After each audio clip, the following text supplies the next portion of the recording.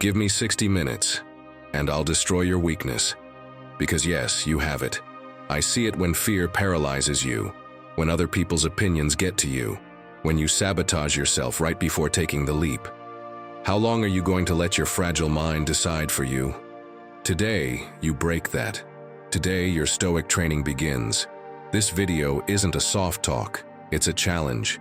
Because if you've made it this far, it's because you know your mind can't keep being your weak spot. In the next 60 minutes, I'm going to show you how to apply Stoic principles to harden your character, sharpen your focus, and destroy every thought that makes you doubt yourself. The Stoics didn't look for motivation. They looked for strength. And that's what you're going to build today. It doesn't matter how broken you feel, how distracted you are, or how much you've been hurt. Here, you'll learn to stand firm in chaos without breaking, to rise without excuses, and to face your fears head on. Before we go on, stop for a second and think. How many times has your own mind sabotaged you? If you're here, it's because you want to break free from that voice that keeps holding you back. So subscribe and join this community that trains its inner strength every day. And leave your declaration in the comments. Today, I begin to destroy my weakness. This is the first step toward change. Are you ready to leave your mental fragility behind? Then let's go. First lesson. Forge your mindset from the very first minute of the day. Begin each day by thinking about the difficulties you're going to face. Marcus Aurelius didn't write this to scare himself. He did it to strengthen himself. He did it because he knew the most important battle isn't fought out there, but inside your head. And that battle starts the moment you open your eyes. The first minute of your day isn't just a detail. It's the moment where you decide if you'll master your mind or let it master you. Think about this. Every morning is like a burning forge. The metal you throw into it, your thoughts, your emotions, your first decisions, will determine whether your mind becomes an unbreakable shield or a piece of glass ready to shatter. Many people believe their weakness shows up in big problems, arguments, failure, loss. But the truth is, it starts much earlier, in those first quiet moments of the day when autopilot takes over. You see it in the simplest situations. You wake up and the first thing you do is check your phone. Endless scrolling, comparisons, fake urgency. In less than 5 minutes, your mind no longer belongs to you. It's filled with other people's noise, with expectations that aren't yours, with thoughts that sabotage your peace. Then you wonder why it's so hard to focus, why any criticism breaks you down, or why you live in a constant state of anxiety. My friend, the truth is, you're not forging your mind, you're leaving it defenseless. The Stoics had a name for this training, the premeditation of evils. It wasn't an exercise in pessimism. It was about strength. It meant preparing your mind for the inevitable. Difficult people, mistakes, injustice, loss. By visualizing them at the start of the day, they reduced their emotional impact. It was like building a wall before the storm hit. And that wall gave them something the outside world could never offer: control over their reactions. Today, 2,000 years later, we still need that same practice. But instead of premeditating, we let ourselves get dragged around. Instead of deciding how we'll respond, we just react to whatever shows up. And that one difference changes everything. Because a strong mind isn't born in crisis. It's shaped in routine. And every morning is a new chance to shape it. And that's something many high performers do too. Take director Christopher Nolan, for example, the mind behind some of the most complex and successful films in recent decades. He has a habit few people know about. Every morning he spends 20 minutes in total silence. No phone, no emails, no news. He does it to clear his mind, anticipate the day's obstacles, and decide how he'll respond. In his own words, chaos always shows up, but if your mind is clear at the start of the day, nothing can drag you down with it. That simple ritual, repeated over the years, is what's allowed him to work under massive pressure without losing focus or balance. And that's the difference between a fragile mind and a forged one. You can start forging yours with a few simple steps. When you wake up, take a minute to remind yourself that things will go wrong. And that's okay. Maybe someone will disappoint you, maybe a plan will fail, maybe the day will hit harder than expected. If you expect it, it won't break you. In fact, every obstacle will become part of your training. Then, set a clear intention. Ask yourself, what kind of person do I want to be today? Not what you want to achieve, but how you want to respond to the world. This question shifts your perspective because it brings your focus to what's in your control. And that's one of the most powerful teachings in Stoicism. You can't always control what happens outside, but your attitude is always in your hands. Lastly, create your own mental anchor. It could be a phrase you repeat, like, "Nothing external can harm me unless I let it." A short breathing exercise, or even writing down 3 ideas you want to keep in mind throughout the day. This small habit acts like a compass when the chaos begins to hit. At first, your mind will resist. It'll tell you there's no time, that it's unnecessary, that there are more urgent things to do. But remember this, the soldier doesn't wait to be on the battlefield to start training. He prepares every day, even when there's no war. You're doing the same, building the foundation of a mind that won't break at the first hit. The Stoics didn't aim to eliminate pain or fear. They aimed to never be ruled by them. They knew the storm would come, but they also knew they could learn to stand through it. And that's what you're doing when you choose to forge your mindset from the first minute of the day. So tomorrow, when the alarm goes off, don't start by reacting to the world. Start by preparing for it. Close your eyes, think about what could happen, decide how you'll respond, and choose the attitude you'll carry with you. Every time you do that, you'll be striking the anvil of your mind, strengthening your inner steel, and tearing your weakness out by the root. Lesson 2. Real power doesn't come from speaking. Picture this scene, a room full of clashing voices, each one fighting to survive. Everyone wants to be right. Everyone wants the last word. Every sentence is a punch, every reply a desperate attempt to win. But in the middle of all that noise, and there's someone saying nothing, just sitting there, in silence, observing. They don't need to raise their voice to be noticed, and yet everyone feels their presence. That silence carries weight. It carries presence. It carries power. And you know what's most interesting? That power doesn't come from speaking louder. It comes from knowing when not to speak. The Stoics understood this perfectly. Epictetus used to say we have 2 ears and 1 mouth because we should listen twice as much as we speak. And he didn't say it to sound wise. He said it because he knew silence isn't an awkward gap. It's a tool that can completely transform the way you live, think, and respond. Now, let's be honest. Today, silence makes us uncomfortable. We avoid it like it's an enemy. We turn on the TV even if we're not watching. We play music even when we're not listening. We fill every moment with empty noise just to avoid facing ourselves. But think about it. What are you really doing when you fill every second with noise? You're losing control. You're handing over the steering wheel of your mind to every impulse. Real power doesn't come from saying more. It comes from deciding when to speak, and especially when to stay silent. In a world that rewards the loudest voice, silence becomes a superpower.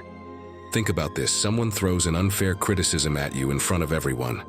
Your first instinct is to defend yourself, raise your voice, answer with anger. In that moment, your mind is like an archer. Every word you fire is an arrow. If you shoot without thinking, you'll run out of ammo and impact. But if you choose your shots carefully, every word can change something. And often the most powerful shot is the one you don't take. So what happens when you choose silence? Something shifts. The power shifts. Your silence exposes the other person's insecurity, lets their words burn out on their own. Meanwhile, you hold on to your energy, your dignity, your peace. The Stoics called that freedom. Because someone who can't stay silent is chained to their impulses. They're a slave to their ego, their need to prove something, their fear of being misunderstood. But the one who learns to pause, to breathe, to observe before reacting, that person becomes the master of themselves. And no, this isn't theory. It's pure practice. Try this. Next time someone tries to provoke you, hold your silence for 10 seconds before responding. Just 10. It might seem small, but in that tiny pause, something huge happens. Your mind shifts from reacting to choosing. You ask yourself, is this really worth my energy? Or can I just move on without dragging myself into conflict? And many times you'll realize silence is your most elegant victory. You can even take it further. Practice silence with yourself. When was the last time you spent 5 minutes with no music, no phone, no distractions? At first, it'll feel uncomfortable. I get it. Noise acts like an anesthetic, and when you remove it, the thoughts you've been avoiding come to the surface. But do you know what happens if you keep going? You start to hear yourself. You begin to understand what you're feeling, what you want, what you need. In that apparent emptiness, there are answers that noise will never give you. And here's something most people don't understand. Silence doesn't just strengthen your mind, it transforms your relationships. Listening without interrupting, without thinking about your next response, creates a deeper, more authentic connection. When you no longer need to speak just to prove yourself, you radiate confidence. And that confidence, it's felt, it's respected. Now, don't get me wrong. Staying silent doesn't mean swallowing injustice or holding back what needs to be said. It means choosing your battles wisely. It means knowing that not every provocation deserves a response, and not every opinion needs to be shared. As Zeno of Citium said, it's better to stumble with your feet than with your tongue. Because impulsive words can break bridges you won't be able to rebuild. So ask yourself, do you really need to answer every provocation? Do you really have to explain every decision? Or would it be smarter to stay quiet and let your actions speak for you? Because every time you choose silence, you strengthen your self-control. Every pause before you speak sharpens your clarity. And every word you hold back is a sign that you're in control, not your emotions. Forging a strong mind isn't just about taking the hits. It's about mastering your impulse to strike back. Silence is your training ground. Every second you choose not to react, you're ripping out a piece of your weakness by the root. Every conscious pause is a hammer blow to the forge of your mind. So next time the world tries to pull you into its noise, remember this. Real power isn't about being louder than everyone else. It's about staying calm when everyone else loses control. Every chosen silence makes you stronger. Every word you don't say builds a steadier mind.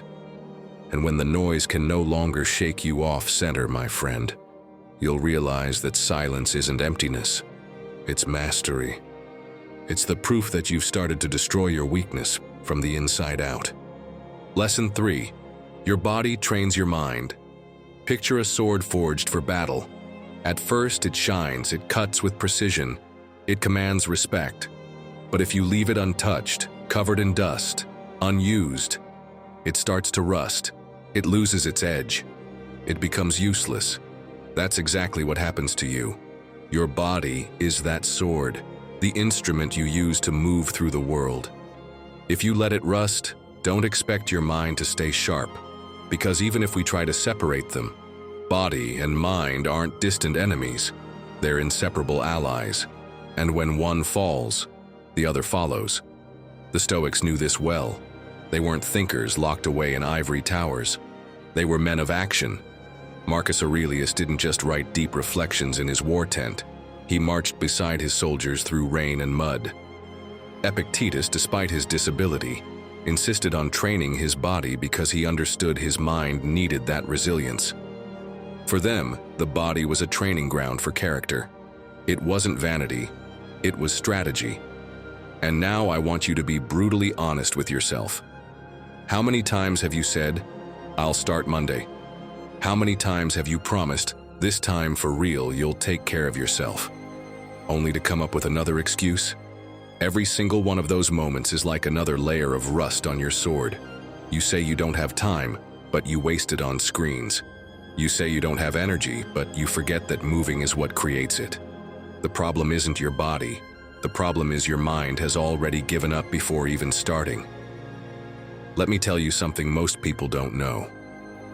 When Charles Darwin set off on his famous voyage aboard the Beagle, he spent months in brutal conditions: hunger, cold, illness. But he never stopped walking, climbing, moving. In his journals, he wrote that those daily walks, as exhausting as they were his way of thinking clearly and keeping his morale high. His body wasn't just a vehicle, it was the tool that kept his mind awake. And thanks to that physical strength, he was able to develop the ideas that changed the history of science. And you, even if you're not exploring new continents, are facing your own storms. The job that drains you, the worries that won't stop, the fear of failure. And if your body isn't ready, your mind will be the first to feel it. Because without movement, there's no clarity. Without physical effort, there's no focus. Without bodily discipline, your willpower crumbles in everything else. Think of it this way. Your body is the first place where you can practice self-mastery. Waking up early, training even when you don't feel like it, going for a walk when your mind tells you to stay on the couch. None of that is just exercise. It's rebellion against weakness. Every drop of sweat is proof that you're in charge, and you don't need to do something epic. Sometimes 10 minutes of movement changes everything. Do you know why? Because when your body gets going, your brain releases dopamine, endorphins, serotonin. Those chemicals don't just lift your mood, they lower stress, boost focus, and increase your sense of control. It's like opening a window in a stuffy room. The air rushes in and suddenly, you can breathe. Feeling anxious? Walk. Struggling to concentrate? Move. Paralyzed by fear? Get up from the chair and make your body act. Because when the body moves, the mind stops spinning.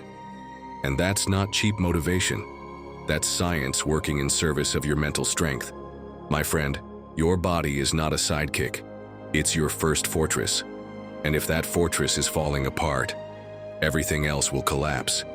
There's no point in talking about building an unbreakable mind if every day you trap it in a weak, slow, exhausted body. This isn't about looks. It's about freedom. Because when your body responds, your mind dares. Try this experiment. The next time you feel overwhelmed, don't stay stuck in a loop of circular thoughts. Move. Walk for 5 minutes. Breathe deeply while you do it. Watch what happens. Your mind starts to settle, the anxiety fades, your thoughts become clearer. That's not magic. That's biology taking your side. Find a movement that makes you feel alive.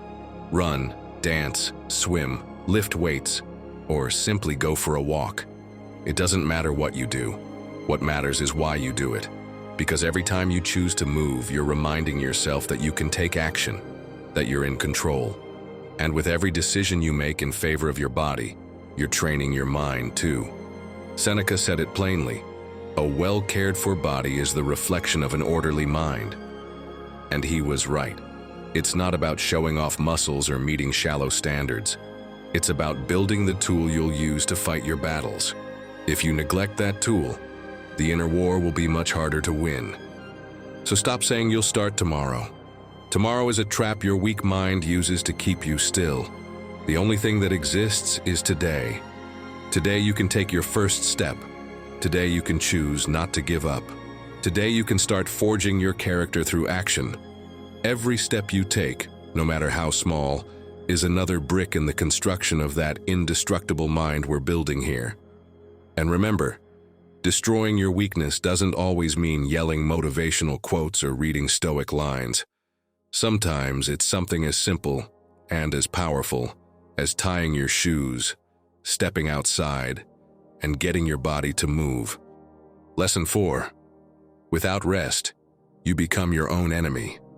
Picture a warrior who never puts down his sword. He fights one day, then another, and another. At first, his strength seems endless, but little by little, his edge wears down, his reflexes slow, his breathing grows heavier. Until one day, right before his biggest battle, the sword breaks in his hands. It wasn't the enemy who defeated him.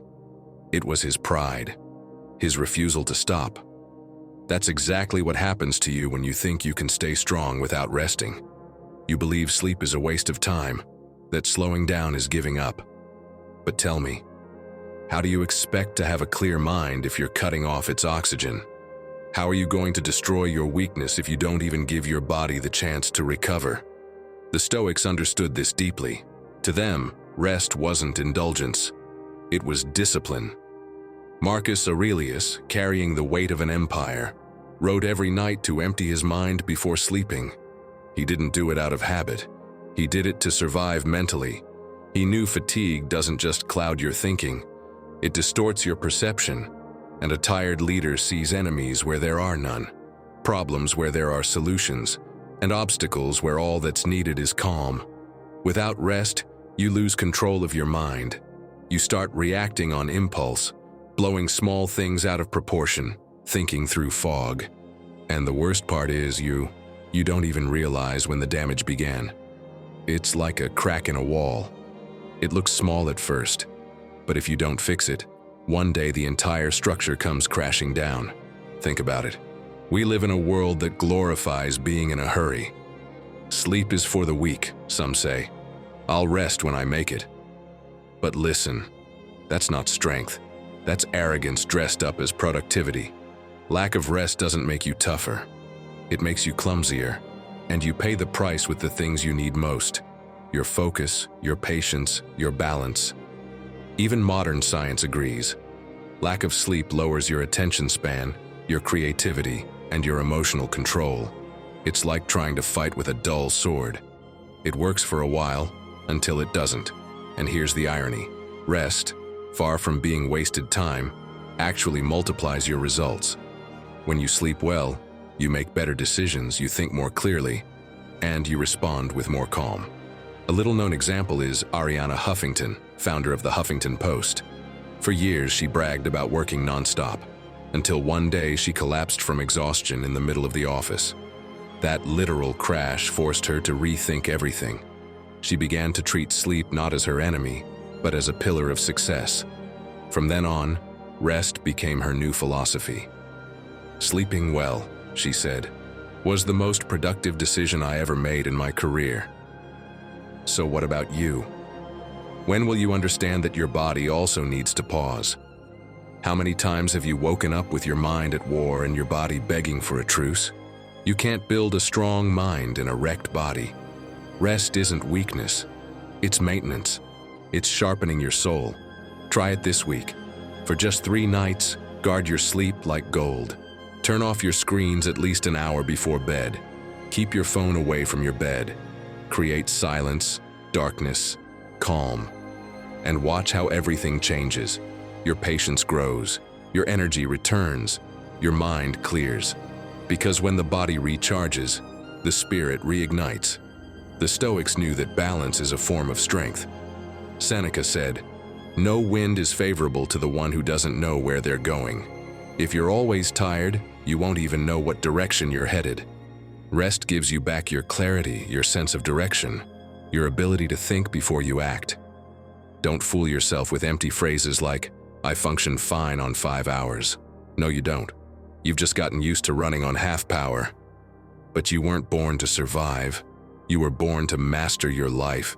And to do that, you need to take care of your body, not grind it into the ground. My friend, resting is also training. Every night you sleep well, you're strengthening your mind, sharpening your character, preparing for tomorrow's battle. Because when you rest, you're not stopping, you're storing power.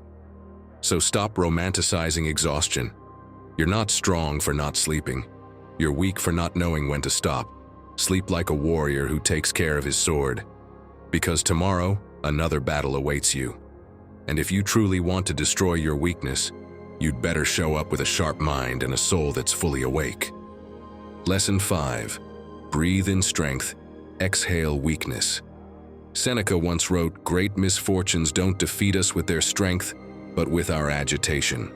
And he was right. It's not the problem that breaks you, it's how you react to it. Most of the time, life doesn't beat you. Your breathing does. Because the moment you lose your breath, you lose control. Picture a tightened rope. Pull it too hard, and it snaps.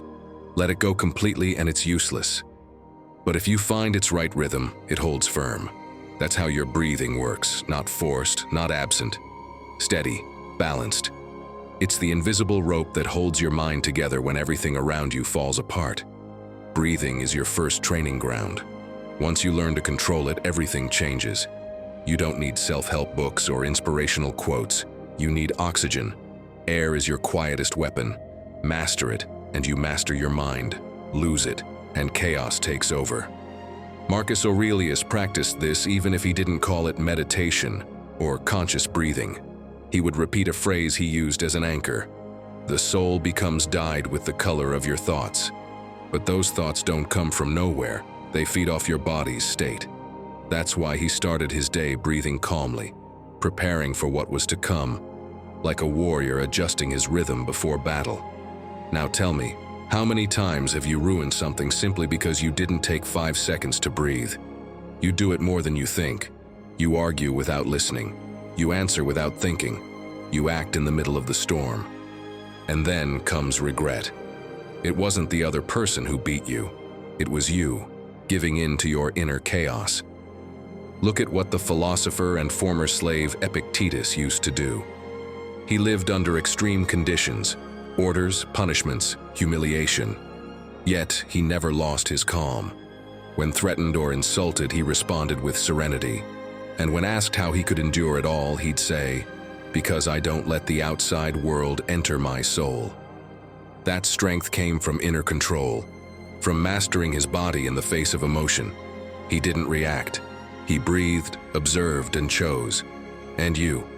How often do you let someone's words steal your peace for hours? How many times does a notification, an email, a look light a fire inside you? All of that changes you when you breathe. It's not a passive act. It's a display of power. Try this. Inhale through your nose, counting to 4.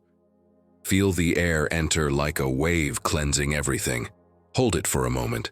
Then exhale through your mouth, counting to 6, like you're releasing the weight of the world. Do this 3 times. In those seconds, your heart slows, your mind clears, your thoughts realign. That's not magic, that's mastery. The Stoics would have called it taking back command, because the one who controls their breath controls their response, and the one who controls their response controls their destiny. But of course, don't expect to learn this when you're already angry or on the verge of snapping. Train it beforehand. Just like a soldier doesn't learn to shoot in the middle of a war, you can't learn to breathe when you're already drowning in chaos. Train it when everything is calm. Every morning before checking your phone, every night before bed, close your eyes, breathe slowly, and repeat to yourself, "Nothing external will decide for me." And if it's hard, add movement. Stretch your arms like you're shaking off fatigue. Roll your shoulders. Feel the air enter and leave your body. Tap your chest lightly, as if to remind yourself, "I'm here. I haven't disappeared." Every breath is a small victory against the weakness that wants to rule over you. Picture this. You're in the middle of the sea. The waves are huge. The wind is wild. The salty water hits your face. Every sound grows louder. The roar of the ocean, the pounding of your chest, the hum of fear in your ears. You look ahead and see a wave that could swallow everything. Your instinct screams, "Run!" But there's no land in sight. Just you, the sea, and your breath. What would you do in that moment? Panic, flail, lose your air, or stop, inhale, and remind yourself you're still alive? That's exactly what Bethany Hamilton did. She was 17 when a shark tore off her arm while surfing. She could have walked away from the ocean forever, but she chose the opposite. She went back. And every time she faces the waves, she doesn't rely on brute strength. She leans on full control of her breath. In interviews, she explains it calmly. Before entering the water, she closes her eyes, feels the air move through her, and tells herself, "The air reminds me I'm alive." That phrase isn't just a pretty thought. It's an act of power. Because in that moment, Bethany turns fear into focus, uncertainty into presence. While others drown in anxiety, she breathes and takes back control. That's the difference between a weak mind and a trained one. One freezes, the other breathes, and moves forward. So when life's wave crashes down on you, when everything slips out of control, when fear floods your mind, do the same. Stop. Breathe. Don't run from the water. Inhale strength. Exhale weakness. Because if you can control your breath in the middle of the storm, you've already won the hardest battle of all, mastering yourself.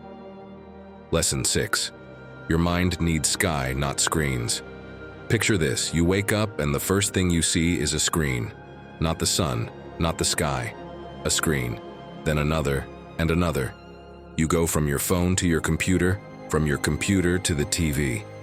You say you're tired, that you need clarity, that you're low on energy, but you can't remember the last time you saw a sunrise without checking the clock. That's the problem. Your mind is exhausted because your soul is locked away. You breathe recycled air, walk on artificial ground, and look at filtered landscapes instead of real ones. It's no mystery why you're drained.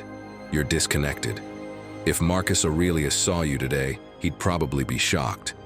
Not by your technological progress, but by how far you've strayed from what's essential. He found calm in watching the sunrise, reminding himself that just as the day begins again, so could his mind.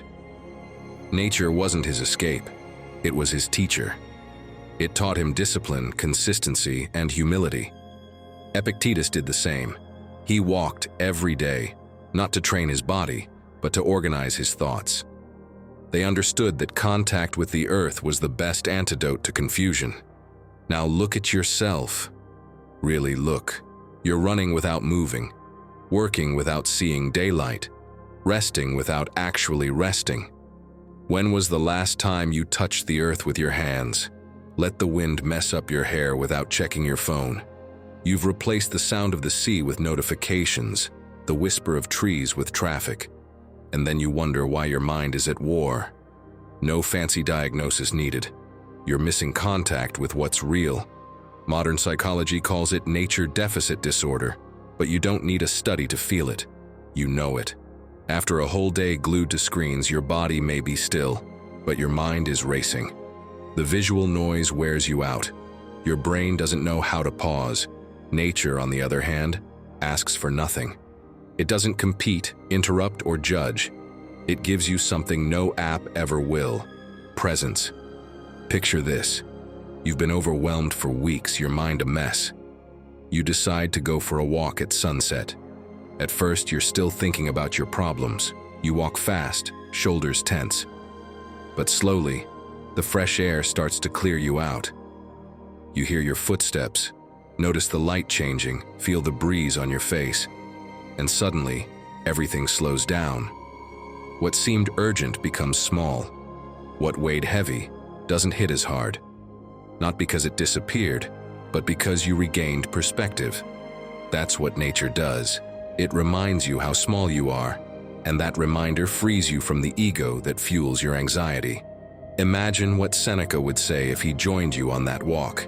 He'd probably tell you that every gust of wind is a lesson in adaptation. Every shift in temperature an opportunity to practice resilience. He once wrote, "To always live in comfort and avoid hardship is to ignore half of nature." He wasn't talking about scenery or getaways. He meant that raw, wild part of life that toughens your soul and clears your mind.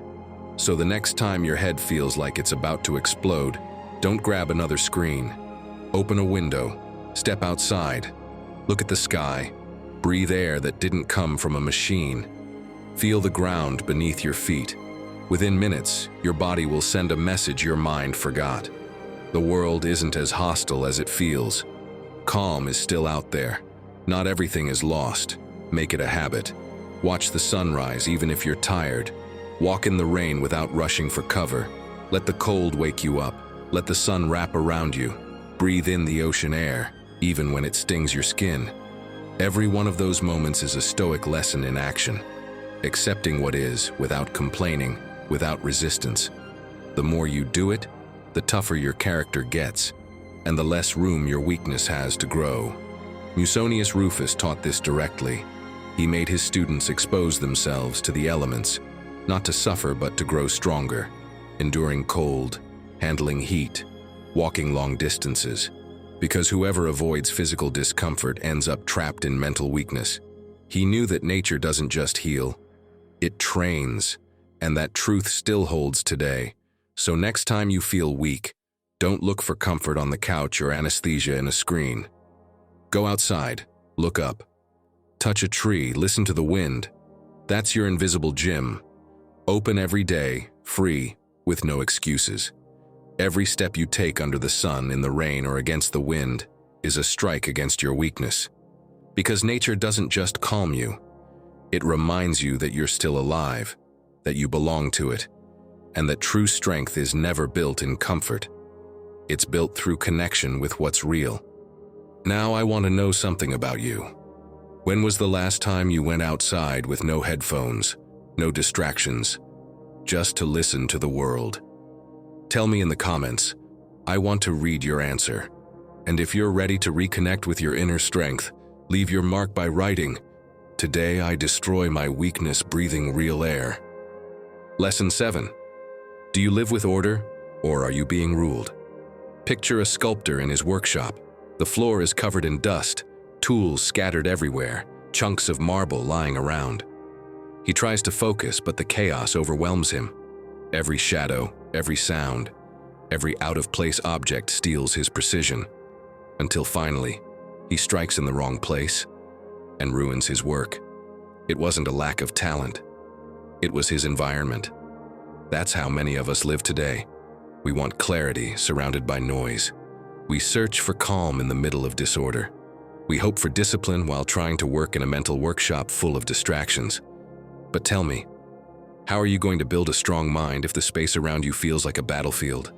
Your environment is the invisible chisel that shapes your character. If it's chaotic, you will be too.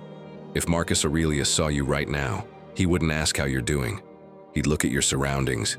He'd see the piles of clothes, the objects you don't use, the phone vibrating nonstop, and he'd know you've lost focus. Because he understood that outer order is a reflection of inner command. During military campaigns, he rode in the middle of cold, noise, and exhaustion. But inside his tent, everything was intentional. No decorations, no distractions, just what was necessary to think. It was his way of reminding himself that even when the world was chaos, his mind could still remain calm. Now look at yourself. What does your environment say about you? I'm not just talking about your room or your desk. I mean the noise you allow in every day. Notifications, pointless conversations, endless consumption. All of that is dust in your mental workspace. You can't sculpt a strong mind if your thoughts keep tripping over the rubble of disorder. Seneca warned that the more you own, the more of a slave you become to what you have. He wasn't just talking about material wealth. He meant mental excess too. Thoughts without purpose, empty routines, unnecessary noise. If your surroundings are overflowing, chances are your mind is too. The external always finds its way inside. Your environment isn't just where you live. It's where your discipline is trained. Every object out of place teaches you to delay. Every clean space teaches you to act. If you spend your day surrounded by chaos, you're reinforcing the pattern of a weak mind, one that reacts instead of deciding. But when you choose to create an environment that inspires clarity, you're training the invisible strength of self-mastery. Think of Epictetus. He lived in such a modest home, he barely had furniture. When a thief broke in and stole his lamp, he simply said, "He lost it, not me." That wasn't just a poetic line. It was a declaration of power. His surroundings didn't control him. They served him. He lived with just enough because he understood that clarity doesn't come from owning more, but from needing less. And you don't have to become a minimalist to apply this. You don't need to throw everything away. Just keep what matters. Try something. Open a drawer and empty it. Don't overthink it. Keep only what you use, what you love, and what pushes you forward. Everything else and let it go. This isn't about becoming a minimalist. It's about refusing to live buried under things that mean nothing. A clear space creates clear decisions. And every time you choose order over chaos, you're strengthening your mind. Start with something small. A clean table before bed, a screen-free room when you wake up, an entire afternoon without notifications. Small wins repeated. Build a strong mind, because your space doesn't just reflect who you are, it reflects who you're choosing to become. Now imagine the sculptor returns to his workshop. But this time, he cleans it. He places each tool where it belongs, sweeps the dust, clears the space. In that silence, he can finally see the shape he wanted to create. His hand becomes steady again. His focus returns to the marble. His work begins to take form. That's what happens to you when you choose order. You stop reacting and start building. And if it's hard to keep it up, remember this. External discipline isn't obsession. It's a mirror. Every item in its place tells you that you're present, you're choosing, you're in control. Because when you let your environment fall apart, what you're really doing is letting your mind fall apart. My friend, you can't build mental strength in a space that weakens you. The place where you live, work, or rest is training you, always. It's either pulling you toward mastery or pushing you deeper into distraction. There's no middle ground. So make every corner speak to who you want to be, not who you're trying to overcome. Your training doesn't end here. Today, you're going to prove whether you rule your environment, or if it still rules you.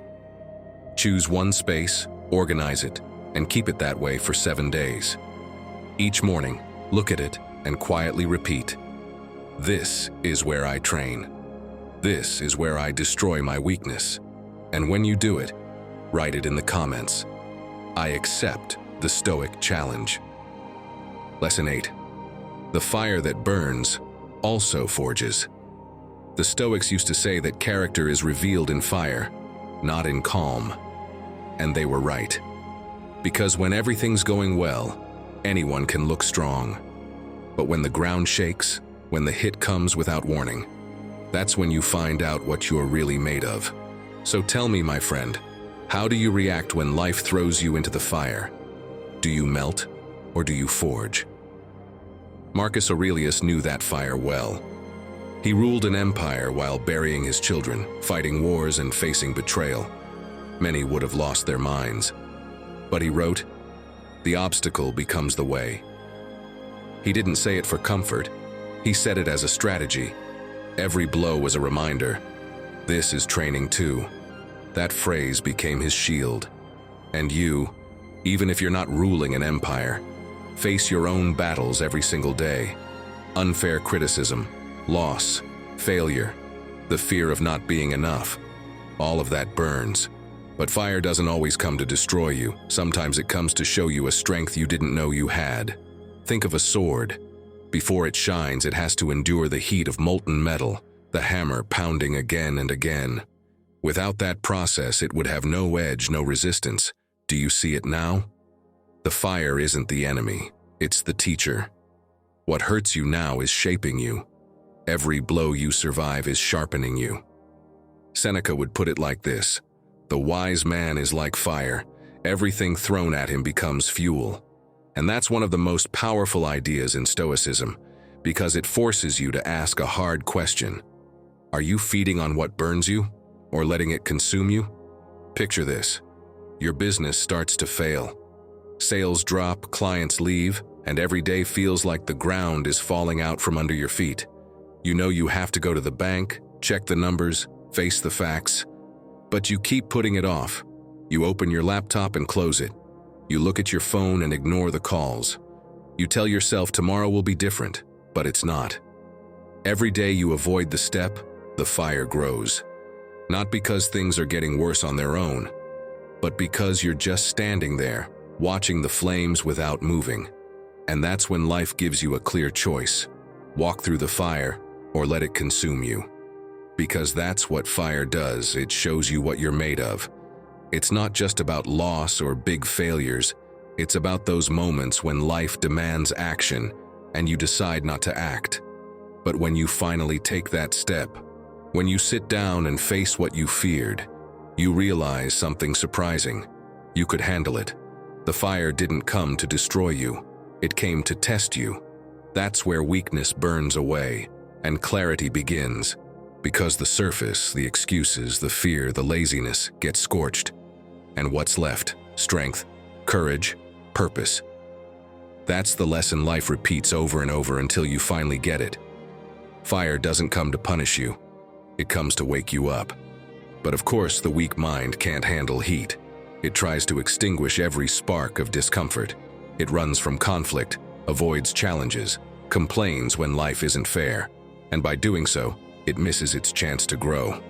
It doesn't realize discomfort isn't punishment, it's training. Pain doesn't always destroy you.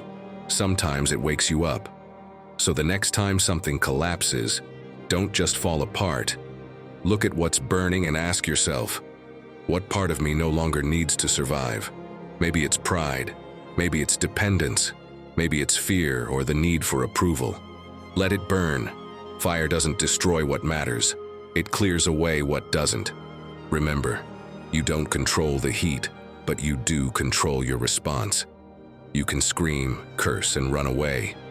Or you can stay where you are, steady, learning how to breathe in the middle of the flames. That choice, that pause, is what separates the one who breaks from the one who transforms. Epictetus said no strong man is forged in comfort. And he was right. No one builds character by avoiding the heat. You build it by walking through it calmly, knowing that every step inside the fire is killing a piece of your weakness. So don't run from the fire. Stay. Watch the sparks fly. Feel the heat, and remember, this didn't come to destroy me. It came to forge me. Every loss, every disappointment, every fall, it's the hammer shaping your new strength. Because in the end, the fire that burns you is the same fire that gives you shine. And when you learn to stand in its heat without losing your calm, then and only then you become someone that nothing and no one can break. Lesson 9. If you don't act now, fear wins. My friend, there's an uncomfortable truth you need to face. What's holding your life back isn't a lack of talent, time, or luck. It's your habit of waiting. You keep believing that someday you'll feel ready, that motivation will magically appear, that the perfect moment will show up. But while you're waiting, time is beating you. Marcus Aurelius wrote that we must stop talking about what a good man should be and just be one. It wasn't a moral lesson, it was a wake-up call. What does it mean? Stop planning. Act. Life doesn't reward intentions. It rewards movement. That idea should hit hard. Greatness isn't planned. It's executed. Because while you're trying to find the perfect strategy, time is doing its quiet, ruthless work. It's backing you into a corner. Picture this. You're sitting at your desk. For weeks, you've had an idea. Launch a project, write that book, send that proposal. But instead of doing it, you check your emails, scroll your phone, make another coffee.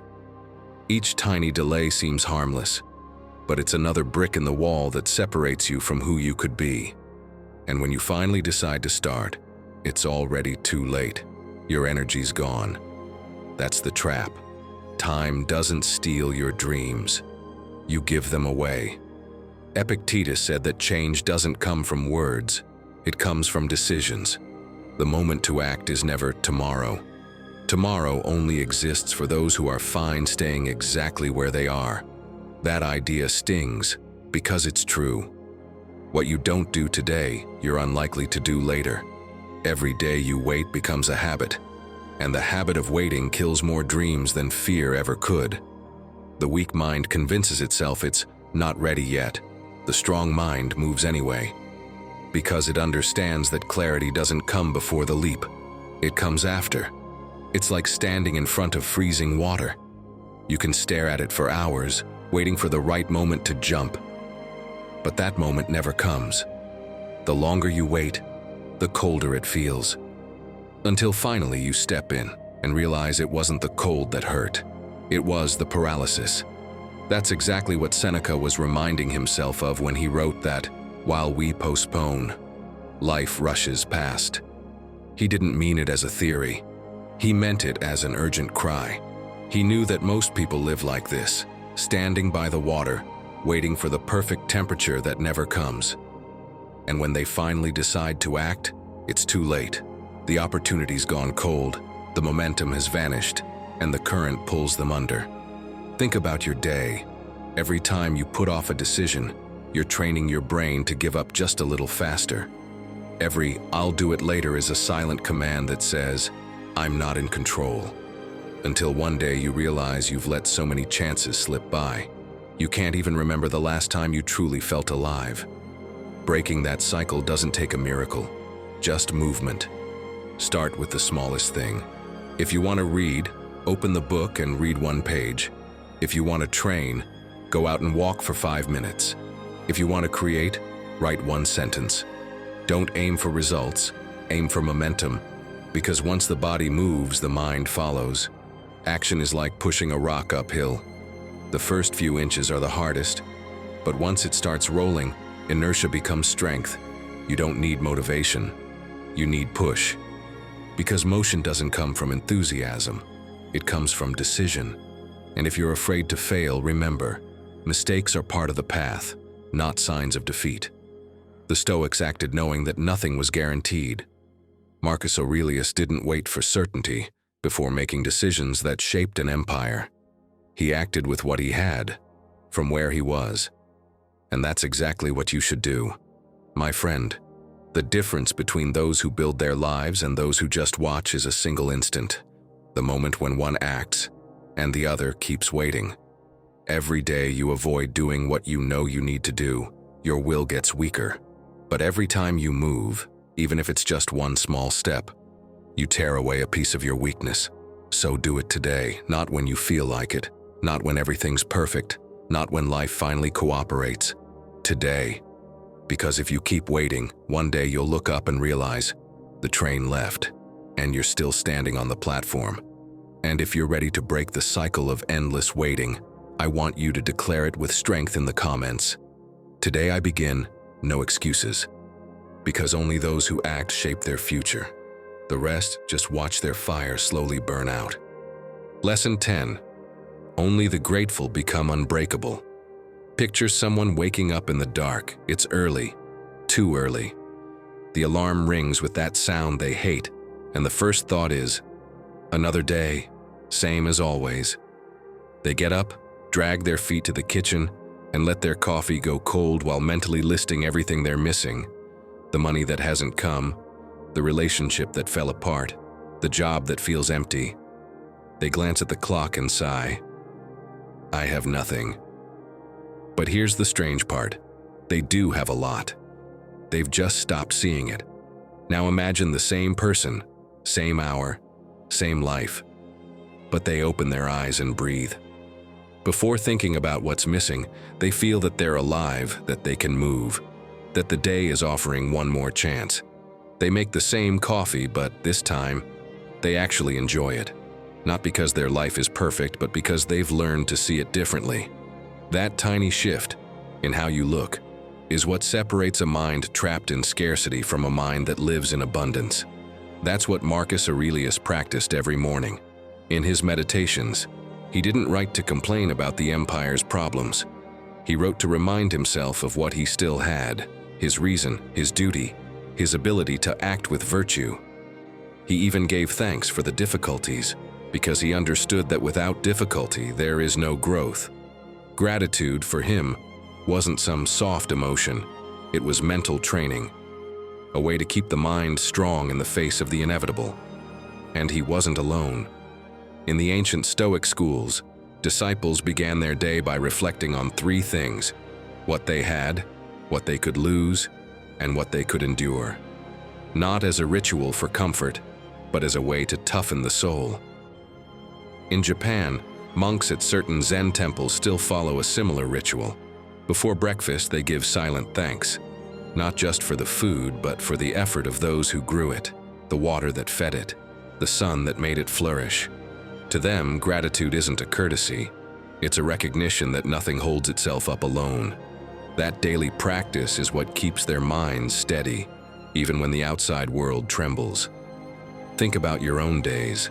How often do you feel frustrated about what you haven't achieved, without realizing you're surrounded by things you once dreamed of having? A home, health, someone who listens, the chance to keep trying. But if your mind is trained in scarcity, it doesn't see any of that. It only sees what's missing, never what's blooming. Can't you see? You're already rich. As Seneca said, he who needs little is the richest of all. And that's exactly what gratitude teaches you. That abundance isn't measured by what you own, but by your ability to recognize it. Every time you give thanks, fear loses power. Every time you choose to see what is, instead of what's missing, you destroy a little more of the weakness that keeps you unsatisfied. The weak mind feeds on complaints. The strong mind is nourished by gratitude, not because it denies pain, but because it transforms it. Marcus Aurelius gave thanks for loss because it reminded him that nothing truly belongs to us. He gave thanks for obstacles because they forced him to grow. If you can give thanks even for what hurts, then nothing can take your peace away. Try it tomorrow. When you open your eyes, don't look at your phone. Look around and name 3 things you didn't appreciate yesterday. The smell of coffee, the quiet before the day begins, the simple fact that you're alive. Small things, but they have the power to shift your entire mindset. And when the hard days come, because they will, don't force yourself to smile. Just ask yourself, what can I still be grateful for even here? Maybe not the problem, but the strength it's giving you. Maybe not the loss, but the clarity it leaves behind. Gratitude doesn't erase pain, it reshapes it. It turns pain from an enemy into a teacher. Epictetus said something you should carve into your mind. Wealth is not in having much, but in needing little. If you can look around and see enough, you're already free. But if you always focus on what's missing, you'll live chained, even if you have everything. So now you know. If you want a strong mind, start with gratitude. Not tomorrow, not when life is perfect. Today. Because every day you live without it is a day your mind grows used to scarcity. And living in scarcity isn't living. It's surviving with your eyes closed. But listen closely now, because what comes next is what will truly test everything you've learned. What you're about to hear is the final piece, the one that can either destroy your weakness for good or leave it in charge of your life forever. Lesson 11. The power is in the pause. There's a story about Musonius Rufus, the teacher of Epictetus. He was arrested and exiled to a remote island for defying the emperor's authority.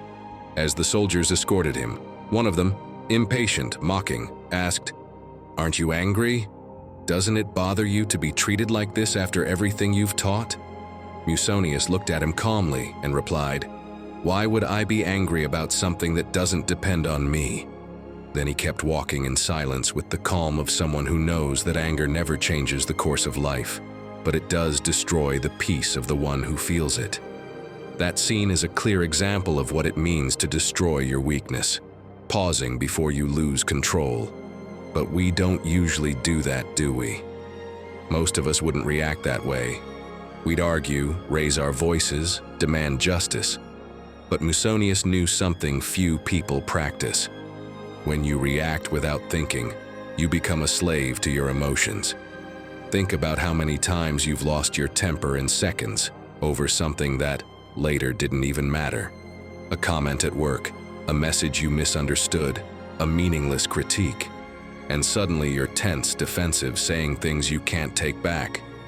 What started as something small turns into a fire, not because it was serious, but because you didn't know how to wait before reacting. Epictetus learned this from his teacher. Between what happens and how you react, there's a space, and in that space lies your freedom. If you fill it with anger, you lose it. If you fill it with silence and clarity, you become untouchable. Now picture this, you're in a meeting and someone calls you out in front of everyone. Your heart speeds up, you feel heat in your chest, and the urge to speak up, to defend yourself. But instead, you pause. You breathe. 1, 2, 3, and you decide to answer later. What you just did wasn't weakness. It was mastery. Because power isn't about having the last word. It's about choosing when it's worth saying anything at all. Today, modern psychology confirms what the Stoics already knew. When you pause, your brain activates its calming system. Adrenaline drops. Clarity returns. In 3 seconds, you can avoid 3 hours of guilt. That pause is the difference between losing control and mastering the moment. Try it. The next time you're about to snap, don't say anything. Breathe, count, Ask yourself, does this deserve my energy, or is it just trying to provoke me? That tiny pause becomes your invisible shield. The more you use it, the stronger your mind becomes. Marcus Aurelius used this strategy constantly. He would mentally prepare himself every morning for the possibility of encountering ungrateful, arrogant, or selfish people. He didn't do it with bitterness. He did it as a way to stay steady. His goal was to respond with reason, not rage. That mental preparation was how he trained himself to stay grounded when the world around him was in chaos. And no, pausing doesn't make you weak. It makes you dangerous, in the best way. While others lose control, you choose. While they drain their energy in pointless arguments, you keep your calm. That calm doesn't mean you don't feel, it means you've learned how to direct your power. Think of Musonius walking to exile with his head high. He couldn't change the punishment, but he could choose how to face it. And that choice made him free, even while being escorted as a prisoner. A strong mind isn't one that never feels anger, fear, or frustration. It's a mind that creates space between the impulse and the response. That space is where your real power lives. So the next time life tries to pull a reaction out of you, don't respond like a reflex. Pause, breathe, wait, choose. Because the person who masters that moment, that tiny interval, is the one who truly takes control of their life. And I want to challenge you, for the next 24 hours, don't react instantly to anything or anyone. Pause, count to 3, and then decide what to do. Afterward, tell us in the comments what changed for you. Or if you want to declare it loud and clear, write, "Today I choose to pause, not react." Because that simple decision, to pause, is what separates those who break from those who become truly unbreakable. Destroying your weakness starts here. In these 60 minutes, you've learned what many spend their whole lives without ever understanding. That strength isn't found out there, it's built within you. Every thought you control, every impulse you master, every silence you choose, is a win against your most fragile version. Remember this, real strength isn't forged when everything's going well. It's forged in the moments when life puts you to the test, and you choose not to back down. A strong mind is trained in stillness, in solitude, and most of all in your ability to stay firm when no one else does. And now I want you to make it clear, to yourself and to everyone walking this same path. Write in the comments, "My weakness dies today." Reaching the end of this video is no accident. It means something in you wants to grow, and that already sets you apart from most. Subscribe and share this video with someone who needs it. That simple gesture helps us keep spreading this message of growth. On screen, you'll find a playlist to go even deeper. Click and let's keep learning together.